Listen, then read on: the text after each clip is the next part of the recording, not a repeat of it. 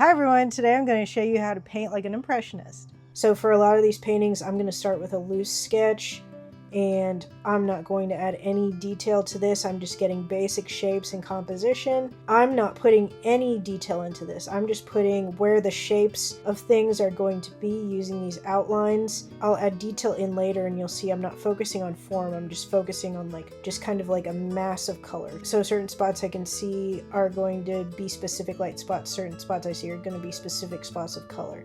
And that's more how I break it up versus drawing every detail. Okay, so the mindset of an impressionist painter is to capture the scene that's happening in front of you.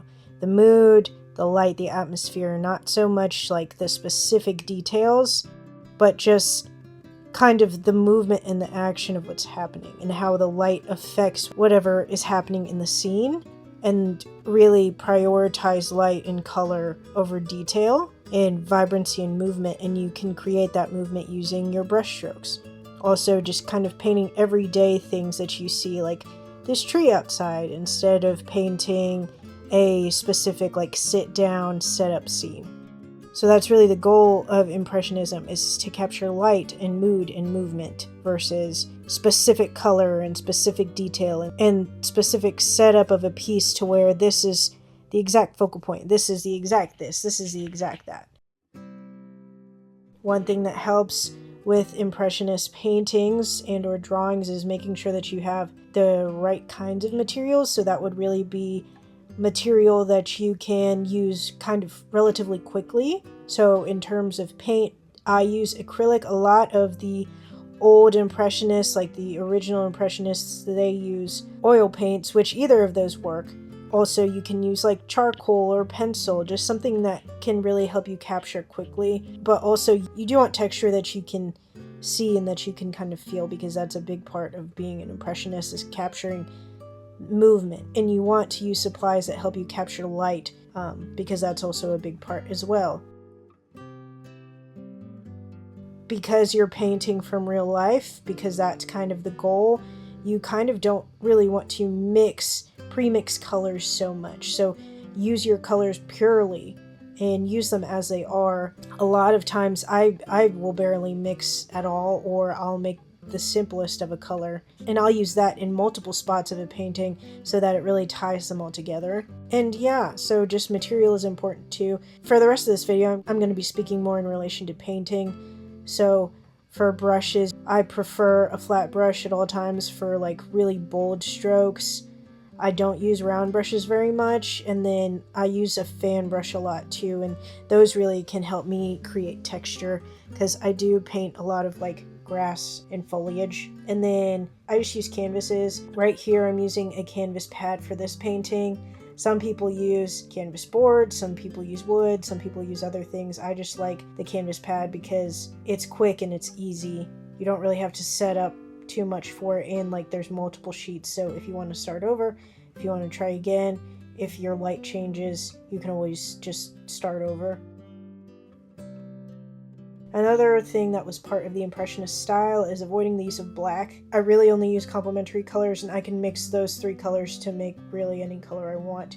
And then I do use white, but I will not use black. A lot of the Impressionists use pure color applications, so they didn't really mix color at all.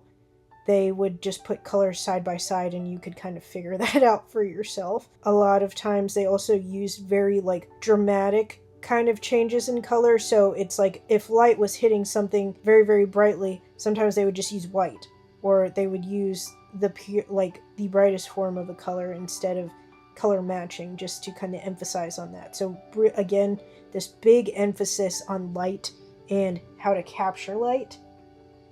And I think that is important. Also, painting outside. So this was a technique used by a lot of the early Impressionists, and still used by a lot of the modern ones today, is painting outside, or en plein air. So that is the French term for outdoors. And that is where you can capture your most pure light and your most pure scenery and your most natural compositions. So painting outside was also a big thing that made the Impressionists who they are, and today we're going to tap into that. So, painting outside. Another thing that is a big style technique of Impressionists is not blending. So you use these short brush strokes and these kind of quick brush strokes, and instead of smooth blending, you just kind of let colors sit on top of each other. You let those kind of short and those dramatic brush strokes, you use them so that they can show movement. So like this tree has a lot of leaves in it, and some of the leaves are different colors, some of the leaves are moving around because there's squirrels playing in the tree. I don't necessarily show that. I don't show squirrels, I don't show specific leaves pointing in certain directions or anything like that, but you can see that I have these big brush strokes. I have these colors that sit on top of each other that are going in different directions that kind of help create that impression of movement. It helps keep it dynamic, the different directions.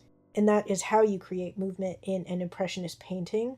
Another big thing for the Impressionists is that we do not use a lot of detail. You suggest detail more than painting every single leaf or every single star or every single grain of sand. You use color patches and kind of outlines of forms. So in this painting, you'll see that there's grass. There is grass on the ground underneath this tree, and light hits it in different ways. And there's also patches kind of dirt. There's leaves on the dirt and there's leaves on the ground. Instead of me painting each individual leaf that's on the ground, I just layer another color that is leaf-like on top of it. I match the same color that I use to make some of the brighter leaves in the trees, and I put that on the ground to give the impression that, okay, some of these leaves that are this color are also on the bottom.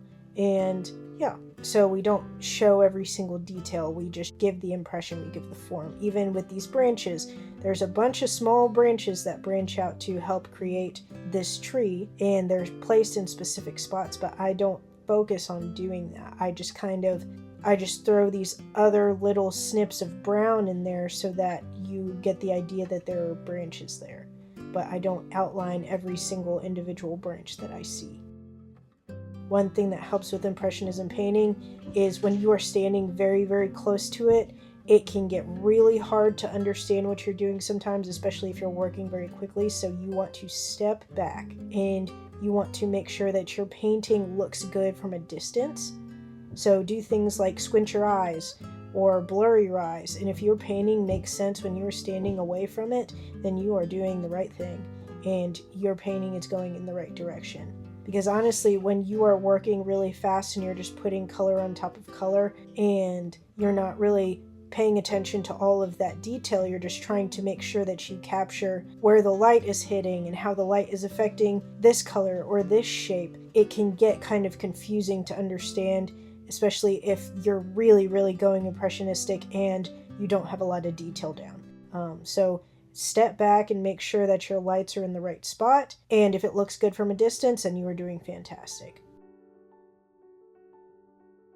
And then at the end, I do this at the end, is sometimes I will just go in and add little dots of white or just the lightest light that I could possibly see, and those are my highlights. I will do this at the end and then I will take a step back, and that's usually when I will decide if I'm done or not, because I really want to make sure my highlights are in the right spot. When you take that final step back and you're really look at your scene and look at your painting. Make sure that the light that you see in the scene, even if it's changing, is going to be light that you captured on the canvas. You want to make sure that you capture the most vibrant of your colors in that light. You want to make sure that you capture the brightest shapes and the brightest forms in that color. And you want to make sure that the shapes and the forms that you capture have the proper highlights on them. Light is such an important element. Impressionist art is exactly as it says. It is an impression of something. This is our first painting outside, and how exciting is that? Alright everybody, we are all done. We post new videos every Tuesday and Thursday. Follow us on all the social media accounts that are listed in the description below. And yeah, we'll see you guys in the next one. Okay, bye!